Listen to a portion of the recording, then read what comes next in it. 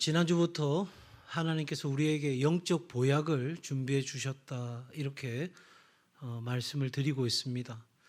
영적 보약을 먹음으로 건강한 사람은 더 강건해지고 연약하고 또 삶의 자리가 무너진 사람들은 회복해 되는 역사가 있게 될 줄 믿습니다. 그 영적 보약은 예기진생헌입니다. 예기진생헌.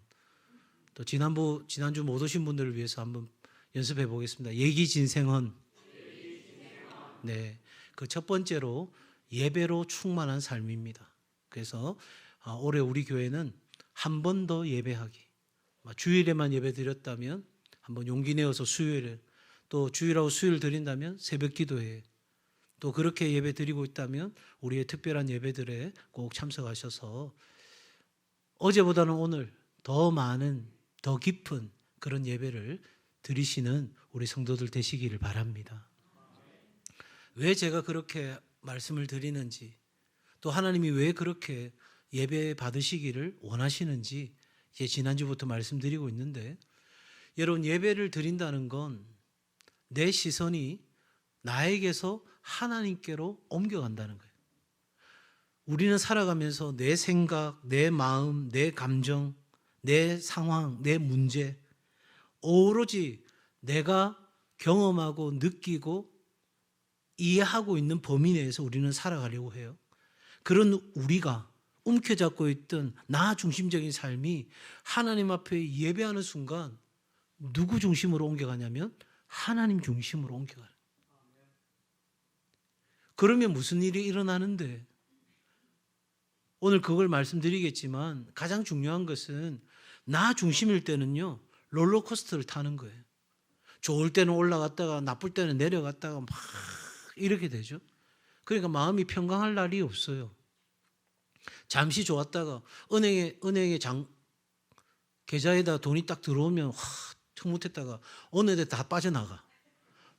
마음이 식어졌다가 우리는 막 이렇게 되는 거예요. 그런데 그런 나 중심적인 삶에서 하나님 중심으로 딱 바라보면 하나님은 변함도 없고 흔들림도 없고 하나님은 안정 그 자체입니다. 그러니까 우리 삶이 풍성한 은혜를 누리면서 살아갈 수 있게 되는 거죠. 그러므로 여러분, 이 예배는 우리 감정의 만족을 위해서 예배 드리는 것이 아니라 하나님의 영광을 위해서 드리는 거예요. 물론 처음 신앙생활하는 사람은 예배 드리고 내 마음이 좀 편했으면 좋겠다 이렇게 마음을 기대를 갖고 있는데, 도전적인 말씀을 들으면 야, 오늘 예배는 다 망쳤다. 교회 갔더니 이것도 하라고 하고 저것도 하라고 하고, 아이고 나는 막 교회 못 다니겠다. 여러분, 그때를 잘 넘기셔야 돼요. 네. 그러니까 어쨌든 이 예배는 나를 위해 드리는 것이 아니라, 내 감정의 만족을 위해 드리는 것이 아니라 하나님의 영광을 위해서 드리는 거다. 그러므로 여러분, 예배는요, 우리 영혼의 건강을 위해서 가장 좋은 운동이 되는 거예요. 내가 영혼의 건강을 위해서도 좀 힘써 노력해야 되겠다, 훈련도 하고 운동도 해야 되겠다. 그럴 때 가장 첫 번째로 우리 안에서 회복되어야 될 게 뭐냐면 바로 예배의 자리인 거예요. 그러면 어떻게 사단은 역사할까요? 우리를 하여금 계속 병든 채로 살아가도록 계속 절망하고 낙심하고 근심하고 두려워하고 계속 나를 바라보게 만들기 위해서는 어느 자리에 못 가게 만들겠습니까? 예배의 자리로 못 나가게 하는 거예요. 예배 드릴 때에 우리가 제일 먼저 하는 게 하나님 되심이에요. 하나님은 살아계시고 하나님 우리 예배를 받으시기 합당한 분이십니다. 그 하나님께 영광을 돌립시다. 계속 예배 안에서 선포되는 말이 하나님 바라봅시다, 이 내용이거든요. 그러니 사탄은 뭐라고 속삭이냐면 예배 드리지 말고 네 감정, 네 생각, 네 경험, 네 상황에 충실해. 계속 그렇게 우리를 몰아가는 거예요. 자, 여러분, 오늘 우리는 바로 이렇게 예배 드릴 때, 지난주는 뭐를 말씀드렸냐면 우리의 예배에 있어서 반드시 필요한 요소들, 그리고 그 예배 앞에서 우리가 어떤 태도를 가져야 되는가 하는 걸 나누었어요. 무엇보다 오늘 성경에 있는 말씀을 보게 되면 우리의 예배 속에는 크고 대담하고 승리의 함성과 같은 찬양과 감사가 있어야 되는 거예요. 왜? 하나님은 그 찬양과 감사를 받으시기에 합당한 분이시니까. 내 감정과 상황과 상관없이 가족이 병들어 누워있는 상황입니다. 경제적으로 여러 가지 어려운 상황입니다. 내가 원하는 것들 풀려지지 않습니다. 그래서 내 감정은 예배 드릴 마음이 아니에요. 지금 한순간이라도 빨리 나가서 뭐라도 더 해야 되는 상황이에요. 그럼에도 불구하고 감정과 상황에 상관없이 하나님을 예배할 때 여러분, 바로 그 예배 속에는 오라 우리가 무릎을 꿇자, 하나님 앞에 드리는 겸손, 하나님 앞에 갖게 되는 경외, 그리고 하나님 앞에 전적으로 순종하는 이 예배자의 태도를 가지고 우리가 예배 가운데 나아가는 거예요. 자, 오늘은 그렇게 예배하게 되면 우리에게 결과적으로 어떤 것들이 나타나는가? 반대로 우리가 예배에 실패하면 그러면 도대체 어떻게 될까? 그리고 참된 예배를 드리려고 하면 내가 어떤 예배, 어떤 마음으로 나아가야 될까 함께 생각해 보고자 합니다. 자, 여러분 오늘 본문에 보면 1절에 우리가 여호와께 노래하며 우리의 구원의 반석을 향하여 어떻게 외치자? 즐거이 외치자. 여러분 우리가 예배하게 되면, 우리가 참된 예배 드리게 되면 여러분 그 예배 가운데는 반드시 하나님의 임재가 있습니다. 뭐가 있다고요? 하나님의 임재가 있어요. 하나님이 우리 가운데 임하시는 거예요. 두세 사람이 내 이름으로 모이는 곳에 나도 그들 중에 하나다. 너희가 부르는 찬양 중에 나는 거하는 하나님이시다. 우리에게 분명히 말씀하셨기에 우리가 하나님의 이름과 하나님이 행하신 일에 합당한 영광과 찬송과 감사를 드리게 되면 그 예배 가운데는 반드시 누가 임재하신다? 하나님이 임재하신다. 그러면 우리에게는 어떤 일이 일어나냐면 우리에게는 충만함이 찾아오는 거예요. 나는 비어 있어요. 공허해요. 메말랐어요. 여러 가지 어려운 상황 가운데 있어요. 그럼에도 불구하고 내가 예배할 때에 그 충만함이 나를 덮는 거예요. 그래 되면 그 충만함이 나를 변화시키는 역사가 일어납니다. 내 마음은 여전히 불안하고 어렵지만 그러나 그 마음 가지고 하나님 앞에 나아가서 내가 하나님 앞에 반응하리라. 내 상황은 죄송한 표현입니다. 이 모양 이 꼴이지만 그래도 내가 하나님의 살아계심 앞에 합당한 예배를 드리리라 결단하고 나아가면 그곳에 하나님 임재하시고 우리의 마음에 비어있는 그 공간에 강력하게 충만케 하시고 우리의 삶에 변화를 가져오는 역사가 일어나는 거예요. 이 예배가 우리 안에 드려져야 된다니까요. 그냥 주일날 예배 와서 한번 내가 예배 드렸다 고개 끄덕이다가 반쯤은 졸다가 반쯤은 깼다가 그것도 이렇게 앞뒤로 하면 그나마 아멘이라고 되는데 이렇게 되면 답도 없는 상황이, 여러분 그렇게 예배 드리는 게 아니라 정말 하나님의 임재를 사모함으로 이곳에서 내가 하나님 만나고 돌아가야 되겠다는 그 마음 가지고 우리가 예배할 때 그런 충만함이 있어요. 자, 여러분 동시에 우리가 예배할 때 하나님의 주권을 인정하는 일이 일어나는 거예요. 오늘 성경 말씀에도 보면 뭐라고 말하죠? 3절에 여호와는 크신 하나님이시요 모든 신들보다 크신 왕이시기 때문이로다. 이 말은 무슨 말이에요? 하나님은 그런 분이십니다. 그렇게 객관적으로 설명하는 것으로 끝나는 게 아니라 바로 그 하나님이 나의 주인이시라는 고백입니다. 내가 하나님을 바라보는 거예요. 내 상황을 넘어서서 하나님 바라봐요. 그러면 하나님을 예배하는 순간순간 그 순간에 아하, 하나님이 내 삶의 주인이시라는 것이 깨달아지는 거예요. 그런데 이게 왜 중요하냐면 하나님은 우리를 향한 뜻을 갖고 계세요. 그리고 그 뜻에 따라 우리를 향한 계획을 세우셨어요. 그리고 목적을 세우신 뒤에 우리에게 그 모든 것을 말씀하시는 분이십니다. 그러니 여러분 생각해 보세요. 나는 내가 책임지는 인생을 살아가다가 하나님을 바라보고 하나님이 주인이신 인생을 살아가게 되니 하나님이 내 인생의 목적을 갖고 계시고 그 목적대로 나를 인도하시는 것을 깨닫는 순간 가장 나다운 삶을 살아가게 되고 가장 만족스러운 인생을 살아가게 되는 거죠.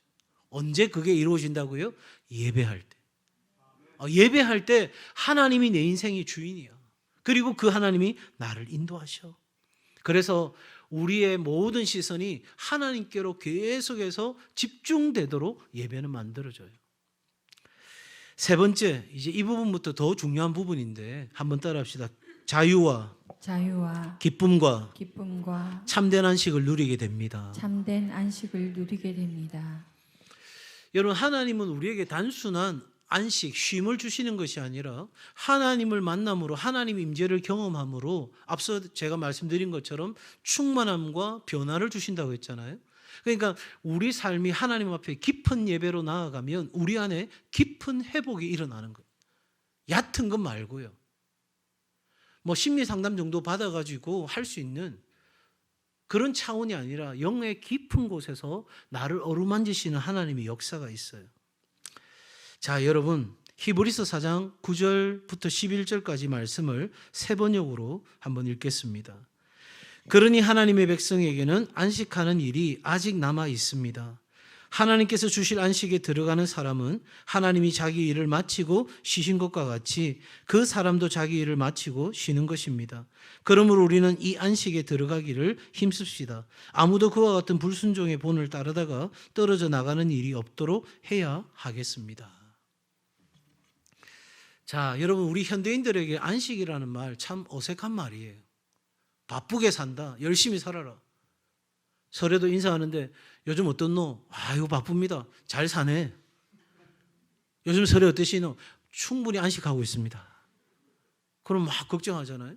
그러니까 현대인들에게 안식이라는 말이 굉장히 어색하게 들리는데 여러분 기억하십시오. 하나님은 물건이나 공간을 거룩하게 하기 이전에 시간을 거룩하게 하셨어요. 안식일 그 시간을 거룩하게 하신 거예요. 그 말의 의미는 뭐예요? 그것은 하나님을 위해 나를 위해 그 안식일의 시간을 거룩하게 지키는 것은 우리에게 유익함이 있고 마땅한 삶의 방식이라는 것을 가르칩니다. 자, 한번 볼까요? 출애굽기 23장 11절 말씀에 보면 하나님께서 이렇게 말씀하십니다. 일곱째 해에는 갈지 말고 묵혀두어서 내 백성이 가난한 자들이 먹게 하라. 이렇게 말씀하고 있어요. 일곱째 해 되는 날에는 갈지 말고 묵혀두라. 이 말은 뭐예요? 파종하지 말라는 거예요. 씨 뿌리지 말라는 거예요. 자, 여기서 제가 질문 드립니다. 여러분 어떻게 하시겠어요? 일곱째 해가 될 때 파종하지 마라. 그럼 여러분 어떻게 하시겠어요? 파종 안 하면 추수할 게 있어요, 없어요? 없어요. 그러면 나는 어떻게 돼요? 굶어 죽어요. 네? 여러분 어떻게 하시겠어요? 제가 지금 뭐 중국말로 물어봤어요? 아니 하나님께서 일곱째 해에 파종하지 마라, 농사하지 마라, 그 땅을 그냥 안식하게 둬라 이렇게 말씀하시는데 여러분 어떻게 하시겠냐고요. 예, 말은 쉬어야지 이렇게 하고 싶은데 속은 어찌합니까 그거. 이런 마음이실 것 같아요. 저도 마찬가지고요. 안타깝게도 이스라엘 백성은 그 말씀에 순종하지 않습니다. 당연히 먹고 살아야 되는데 그거 파종하지 않으면, 농사 짓지 않으면 어떻게 하라는 거야? 여러분, 하나님은 도대체 뭘 테스트하시려고 하시는 걸까요? 바로 하나님을 신뢰하는지 안 하는지를 테스트하시는 거예요. 여러분, 이 하나님의 시험은 오늘 우리에게도 동일한 방식으로 적용될 수 있습니다. 여러분, 오늘날 현대의 직업에는 우리가 생각하는 이 주의를 거룩히 지켜낼 수 없는 현장에 있는 분들도 계세요. 뭐 소방관들, 경찰관들, 국가기관에서 주일에도 계속해서 어떤 일들이 돌아가야 될 현장을 지켜내야 될 분들도 계셔요. 그런데 하나님이 우리에게 말씀하시는 것은 적어도 6일 동안 일했던 일들이 7일째도 똑같이 그렇게 일하는 것 아니라는 거예요. 그 안식일은 내가 구별하여 거룩하게 지키라고 한 날이고, 그 날은 곧 너를 위해서 준 날이고, 그것이 곧 내가 너의 삶 가운데 어루만지는 역사가 있는 날이라고 우리에게 가르치시는 거예요.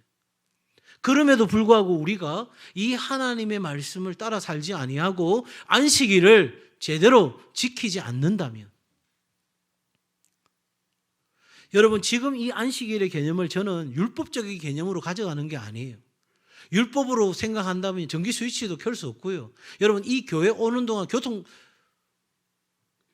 이용해서 오는 모든 것들도 다 율법으로는 안 되는 일인 거예요. 그런 어떤 율법적 적용을 말하는 게 아니에요. 앞서 말씀드렸던 현대 사회에서의 어떤 직업에 있어서나 또 아니면 어떤 그런 우리의 현대의 어떤 문명이나 여러 상황들에서 기계적인 어떤 적용을 말씀드리는 게 아니라 적어도 내가 이 하루를 하나님 앞에 온전한 예배를 드리고 하나님의 임재로 충만하고 하나님의 주권을 인정하고 그래서 하나님이 내게 주시는 자유와 기쁨을 누리는 즐거이 외치는 그 일주일의 하루가 있어야 된다. 학생이 공부를 하고 취업을 위해서 노력한다 해도 일주일의 하루는, 고3이어도 일주일의 하루는, 자영업자들도 일주일의 하루는, 이래 이야기하면 목사님은 팔자가 좋아서 그렇게 하실지 모르겠는데 우리는 아닙니다. 이러실지 모르겠는데 지금부터 한번 잘 들어보셔요. 예레미야 26장 34절 35절입니다. 그때의 땅이 황폐하여 땅이 안식을 누릴 것이요 너희가 그 땅의 안식을 채우기까지 그때의 땅이 안식을 누리리라. 너희가 그 땅에 거주하는 동안 너희가 지키지 아니한 안식년을 그 땅이 누리리라. 여러분, 무서운 말이에요. 나는 그냥 그 일곱째 해 파종하지 말라는 말 안 지킨 것뿐이에요. 그러면 아무 일 없으면 얼마나 좋겠어요. 그럼 저는 오늘 이렇게 설교할 이유도 없어요. 그런데 하나님은요, 하신 말씀을 반드시 지키시는 분이십니다. 하나님은 공의로우신 분이에요. 그냥 없는 걸로 셈치자 그러시는 분이 아니에요. 그래서 이스라엘 백성들에게 안식일을 제대로 그 안식년을 지키지 못한 그 이스라엘 백성들이 포로로 잡혀가는, 바벨론의 포로로 잡혀가고 할 수 없이 그 땅은 안식을 취하기까지 하나님은 완전히 그 땅을 스탑시키는 거예요. 하나님은 똑같이 오늘 이 시대에 저와 여러분의 삶과 가정을 다루실 수도 있다는 사실이에요. 이게 좀 애매하게 들리시면 더 확실한 구절을 제가 하나 보여드리겠습니다. 전도서 6장 2절입니다. 새 번역으로 읽겠습니다. 하나님이 어떤 사람에게는 부와 재산과 명예를 원하는 대로 다 주시면서도, 와우, 부와 재산과 명예를 뭐 하는 대로? 원하는 대로. 그런데 그것들을 그 사람이 즐기지 못하게 하시고 엉뚱한 사람이 즐기게 하시니 참으로 어처구니가 없는 일이요 통탄할 일이로다. 하나님은 우리에게 이 예배를 통해서 안식을 주고 싶어서 우리를 하나님의 전으로 불러주시는데 우리가 그것을 등한히 여기고 쉽게 생각하고 불편하게 여기고 그렇게 살지 아니하면, 여러분, 나는 죽을 힘을 다해 사는데 그 죽을 힘을 다해 산 거 병원에다 다 갖다 주는 거예요. 사건, 사고가 일어나서 다른 사람에게 다 갖다 바치는 일이 우리 가운데 일어나는 거예요. 제 말이 아니에요. 하나님의 말씀이잖아요. 여러분, 이게 단순히 그냥 주일날 교회 안 나왔으니까 벌 받는다, 이 차원으로 이야기하는 게 아니에요. 하나님은 우리로 하여금 진정한 이 안식을 누리게 함으로 우리의 삶의 충만함과 변화와 우리 삶의 모든 자유와 기쁨을 그래서 즐거이 외칠 수 있는 인생 되기를 원하시는데 내가 애써 그걸 거부해버린다니까요. 내가 그걸 뻥 차버린다니까요. 굴러온 복을 그냥 집어 던져버리는 거예요. 그러면 하나님이 좀 받지, 좀 그 복 좀 받고 살지, 그렇게 하는 게 아니라 정신 바짝 차릴 때까지 하나님께서 확실하게 다루시는 거예요. 왜냐하면 그 안식을 누려야 우리가 사니까. 여러분, 우리를 골탕 먹이고 괴롭히고 그게 하나님 마음이 아니시잖아요. 하나님은 우리에게 재앙이 아니라 평안 주시기를 원하시잖아요. 그런 하나님이 왜 그렇게까지 하십니까? 그 한순간에 바벨론으로 포로로 잡혀가서 내가 모든 것이 인생이 스탑되는 순간이 찾아오는 건 잠시예요. 그 이후에 이스라엘 백성들이 살아갈 날들은 주님 오시는 날까지 영원히 이어지는 거예요. 그러니 여러분, 우리 하나님은 그 한 사건, 한 사람을, 한 공동체를 다루실 수밖에 없는 거예요. 사랑하는 여러분, 적어도 우리가 어처구니 없는 일을, 통탄할 만한 일을 하면서 살아가지 않기를 바랍니다. 오늘 이 말씀대로 부와 재산과 명예가 여러분 원하는 대로 부어지고 그 모든 것을 누릴 수 있는 인생 되기를 주의 이름으로 축복합니다. 만약에 뭔가 막혔다면 여러분의 예배의 자리를 심각하게 돌아봐 주시기를 우리 하나님은 명하고 계신 거예요. 그리고 또 한 가지, 우리가 예배를 드릴 때에 오늘 8절 말씀, 너희는 무리바에서와 같이 또 광야의 마사에서 지내던 날과 같이 너희 마음을 완악하게 하지 말지어다, 이렇게 말해요. 뭐가 마음을 완악하게 하는 거냐? 7절 마지막 구절을 보시면 너희가 오늘 그의 음성을 듣거든.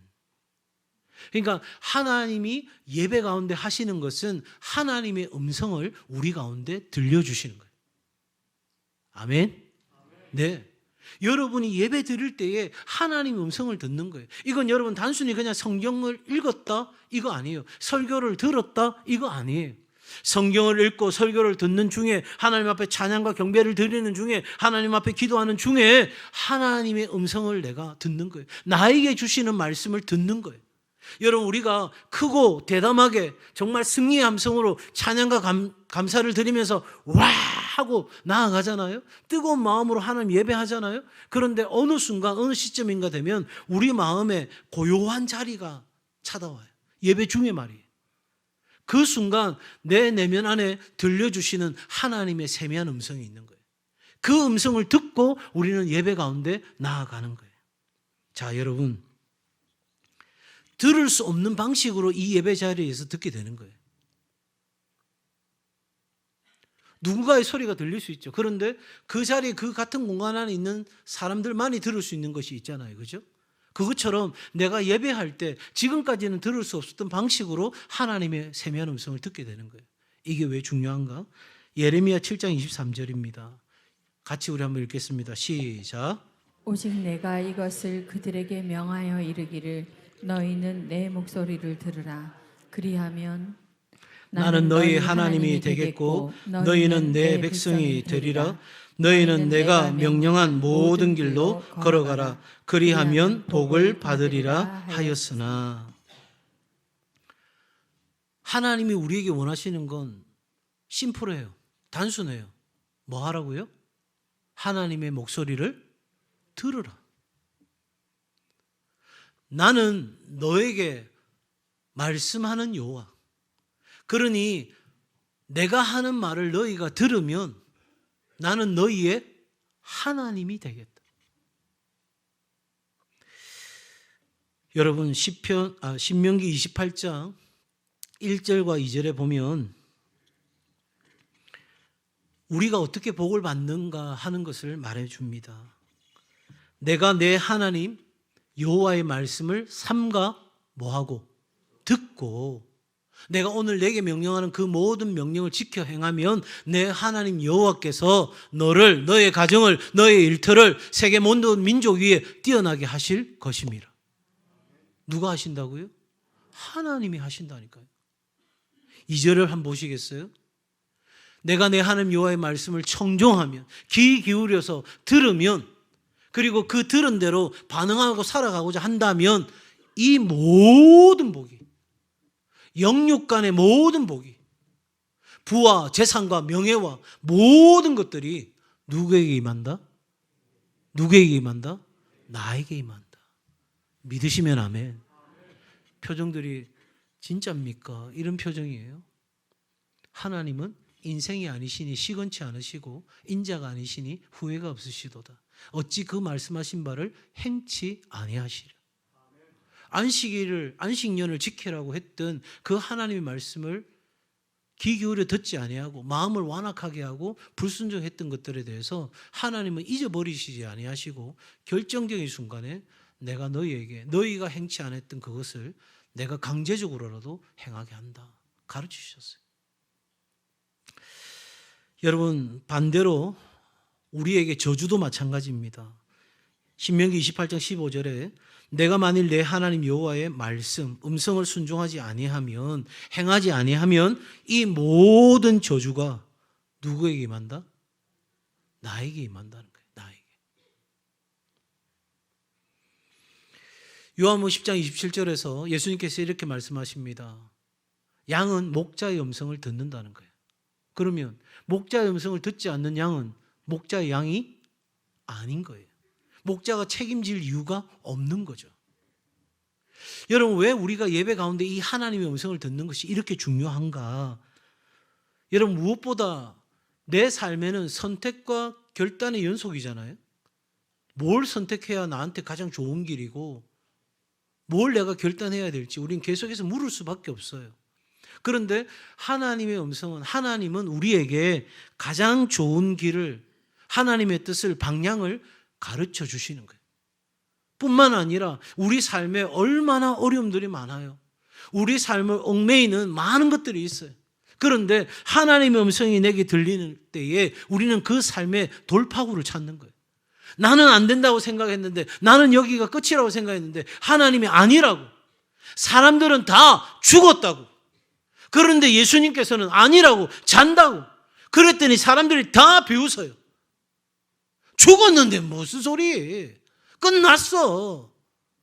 이제 그 집안 다 망한 거야. 그런데 우리 하나님의 음성이 들리는 거예요. 아니라고.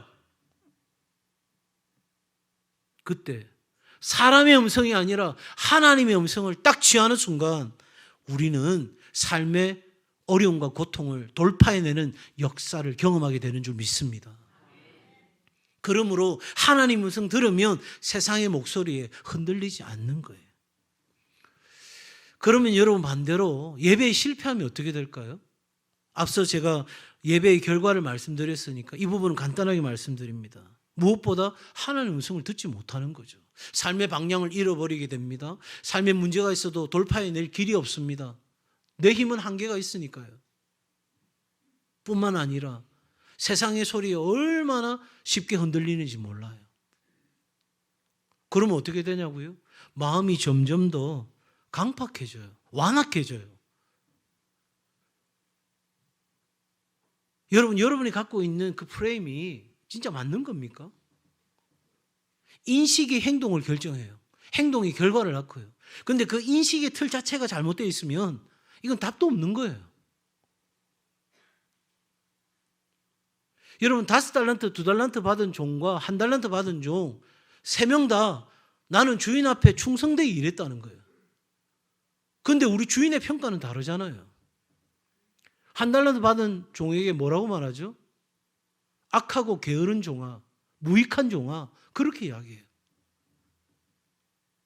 여러분, 우리가 하나님의 음성을 듣지 못하면 점점 우리의 마음은 강팍해지고 우리는 하나님으로부터 멀어지고, 그래서 불순종과 반역의 길을 걷게 되는 거예요. 이렇게 되면 우리는 하나님이 주신 안식이 우리 안에 없어요. 누릴 수가 없어요. 삶도 고단한데 내 마음도 복잡한 거예요. 그러니 온통 다 뒤죽박죽 되어 있는 채로 그냥 월요일부터 토요일까지 분주하게 살아가는 거예요. 그러다가 주일이 찾아오면 주일을 하나님 앞에 온전한 예배로 나가는 게 아니라 그냥 뻗어가지고 또 월요일 날 일하러 나가야 되니까 그렇게 생각하면서 우리는 다람쥐 쳇바퀴 돌듯이 인생을 살아가는데, 하나님이 사랑하시는 사람은 반드시 하나님 앞으로 부르시겠죠. 그런데 이렇게 하나님의 음성을 듣지 못하고 마음을 강팍하게 하고 불순종과 반역의 길을 걷고 하나님의 안식을 누리지 못하는 삶을 살다가 하나님께로 돌아오게 될 때는 피눈물 흘리며 돌아올 때가 있어요. 저는 지금까지 목회하면서 너무 많이 봤어요.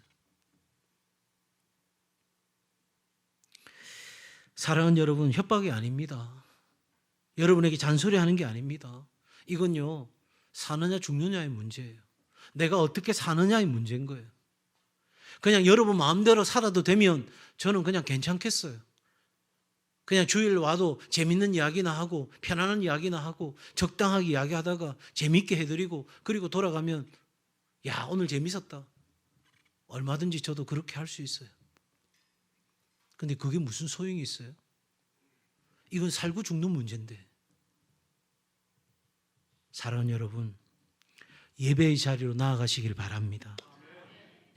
열왕기상 19장 11절과 12절에 보면 여호와께서 이르시되 너는 나가서 여호와 앞에서 산에 서라 하시더니 여호와께서 지나가시는데 여호와 앞에 크고 강한 바람이 산을 가르고 바위를 부수나 바람 가운데 여호와께서 계시지 아니하며 바람 후에 지진이 있으나 지진 가운데도 여호와께서 계시지 아니하며 또 지진 후에 불이 있으나 불 가운데도 여호와께서 계시지 아니하더니 언제? 불 후에 세미한 소리가 있는지라. 여러분, 우리는 뭘 기대합니까? 바람이 불기를 기대해요. 확 지진처럼 우리가 막 정말 엄청난 불과 같이 우리를 다 태워서 새롭게 할 것들이 우리 가운데 찾아오기를 원하는데, 여러분, 그건 예배의 전주에 불과한 거예요. 진짜 예배는 언제냐? 하나님의 세미한 음성이 들릴 때인 거예요. 여러분, 이 시간 하나님의 말씀을 들을 때에, 이 설교 말씀을 들을 때에 여러분 한 말씀이라도 내게 주시는 말씀 들으려고 하고 여러분이 찬양과 경배로, 기도로, 감사로 주님 앞에 나갈 때에 한순간만이라도 하나님의 음성을 듣고자 할 때 들려주시는 그 음성, 그 하나님의 목소리, 그 하나님의 목소리 앞에 반응하는 것이 우리가 드려야 될 진정한 예배인 거예요. 여러분, 엘리야가 이 세미한 음성을 듣고 어떻게 하느냐? 13절. 엘리야가 듣고 겉옷으로 얼굴을 가리고 나가. 여러분, 하나님의 말씀을 듣고 얼굴을 가리웠어요. 하나님 앞에 두렵고 떨림으로 겸손과 경외심과 전적인 순복함을 결단하면서 그는 하나님 앞에 엎드렸어요. 사랑하는 여러분, 오늘 히브리서 10장 22절 말씀은 우리에게 예배에 있어서 가장 중요한 4가지에 대해서 말씀하고 있어요. 이 말씀은 같이 읽었으면 좋겠습니다. 같이 읽겠습니다. 시작. 우리가 마음의 뿌림을 받아 악한 양심으로부터 벗어나고 몸은 맑은 물로 씻음을 받았으니 참 마음과 온전한 믿음으로 하나님께 나아가자. 우리의 예배가 참된 예배를 되려고 하면 첫 번째, 참 마음, 진실한 마음이 있어야 돼. 위선과 가식 없는 예배가 있어야 돼. 하나님 사랑합니다 이야기하면서 나는 내 맘대로 살아. 이제 결혼했는데 총각처럼 살면 되면 안 돼? 승우야, 결혼했는데 총각처럼 살면 돼, 안 돼? 큰일 납니다, 큰일 나. 결혼했으면 결혼한 사람답게 살아야 되는데 나는 총각처럼 살고 처녀처럼 살면 어떻게 돼요? 엉망진창 됩니다. 여러분, 내가 하나님을 사랑한다고 했을 때 그 사랑에 합당한 삶을 사는 건 당연한 거 아니겠어요? 목회하면서 많은 분들 만납니다. 제 앞에 와서는 목사님 너무너무 좋아요, 사랑해요 그렇게 하는데 뒤에서는 이상한 험담합니다. 자기 하고 싶은 말 다 합니다. 그러면 제가 그 사랑이나 그 고백을 제대로 이해하고 받을 수 있을까요? 아니요. 여러분, 충성은 일심이에요. 믿음은 충성과 같아요. 그러니 우리가 하나님 앞에 예배할 때 우리 마음을 하나로 가져가는 게 필요해요. 절망적이라면 그 절망적인 상태 그대로 들고 하나님 앞에 가는 거예요. 굳이 믿음 있는 것처럼 꾸밀 필요가 없어요. 예수님께서 말씀하시잖아요. 내 믿음이 왜 이런가 말씀하시잖아요. 그러니까 내 믿음 부족한 거 그대로 가지고 나가면 되는 거예요. 그런데 자꾸만 우리가 포장하려고 하니까 참 마음이, 진실한 마음이 우리 안에 없으니까 예배하는 것 자체가 불편해지기 시작하는 거예요. 사랑하는 여러분, 하나님은 가식적인 예배 받지 않으십니다. 그 예배가 나는 예배 드릴 마음이 없으니까 예배 안 드리겠다. 여러분, 그게 진실한 게 아니에요. 그때가 예배 드려야 될 때인 거예요. 내가 예배 못 드리겠다고 생각되는 그 순간, 내 마음 안에 그런 여러 가지 불편함이 있는 그 순간, 그때가 하나님 앞에 그 마음 가지고 진실하게 나아갈 때인 거예요. 뿐만 아니라 온전한 믿음이에요. 온전한 믿음. 여러분, 하나님이 우리에게 가장 요구하시는 건 뭐죠? 믿음이에요. 믿음이 뭡니까? 하나님의 살아계신 것과 하나님이 자기를 찾는 자들에게 뭐 주시느니? 상 주시는 이심을 믿어야 할지니라. 우리가 온전한 믿음으로 나아가는 거예요. 여러분, 이 안식 가운데 하나님이 내 삶을 전적으로 책임지신다는 걸 믿으며 우리는 주의 날에 주의 일에 함께 섬기고 헌신하고 주의 영광을 위해서 예배하고, 그래서 이 주의를 거룩히 구별하여 지켜내는 일, 이 일을 통해서 우리는 하나님을 전적으로 신뢰하는 걸, 온전한 믿음이 있다는 걸 보여드리는 거예요. 그러면 하나님은 그 믿음을 보시고 그 믿음의 상급을 주시는 거예요. 뿐만 아니라 악한 양심으로부터 씻겨진 마음이 우리에게 필요해요. 이건 바로 내면의 변화인 거예요. 여러분, 우리 안에 죄의식이 있을 수 있어요. 죄책감이 들 수 있어요. 내가 그렇게 살지 못했구나. 괜찮아요. 바로 그 마음 가지고 주의 보혈을 의지하여서 내가 내 안에 있는 죄악을 토설하고 하나님 앞에 아뢰고, 그래서 내가 정결함을 입고 예수 그리스도의 보혈을 힘입어 그 십자가를 내 삶의 공로로 의지하여서 우리가 하나님 앞에 나아가는 거예요. 그래서 여러분, 예배 가운데 가장 먼저 돼야 될 일은 참회의 기도인 거예요. 우리가 한동안 계속 훈련해 왔어요. 예배 드리기 앞서서 하나님과 나만에 아는 죄를 회개하고 나아가십시다. 그리고 마지막으로 정결한 물로 씻겨진 몸이에요. 악한 양심으로부터 벗어나는 것이 내면적 변화라면 이것은 바로 외적인 변화예요. 참된 예배는 주일에 한 번의 예배로 끝나는 것이 아니라 그 다음 우리의 삶으로 드러나고 나타나는 거예요. 사랑하는 여러분, 이 예배가 우리 가운데서 드려질 때 참된 예배가 있는 공동체, 교회에 하나님의 부흥은 반드시 일어납니다. 우리가 하나님 앞에 참된 예배로 나아갈 때 하나님은 그곳에 임재하시고 하나님의 교회는 더 강력한 교회가 되고, 하나님의 교회는 그 강력한 하나님의 능력으로 세상 가운데 영향력을 흘려보내게 되고, 그 영향력을 받는 세상은 그 하나님의 교회에 대하여 매력을 느끼게 되고, 나도 그 공동체 안에 있고 싶어하는 바로 그 삶이 결단되어지는 거예요. 사랑하는 여러분, 예배의 충만, 더 깊은 예배, 더 풍성한 예배, 여러분을 살리고 가정과 일터를 살리고 여러분의 남은 인생에 걸어가야 할 길을 하나님께서 비추어주는 은혜가 이 예배 속에 있음을 기억하시고 한 주간도 예배자답게 살아가는 은혜가 있기를, 우리 교회 예배가 어린아이부터 어른이기까지 모든 예배가 하나님 기뻐 받으시는 풍성한 예배가 될 수 있도록 우리 함께 참된 예배를 드리십시다.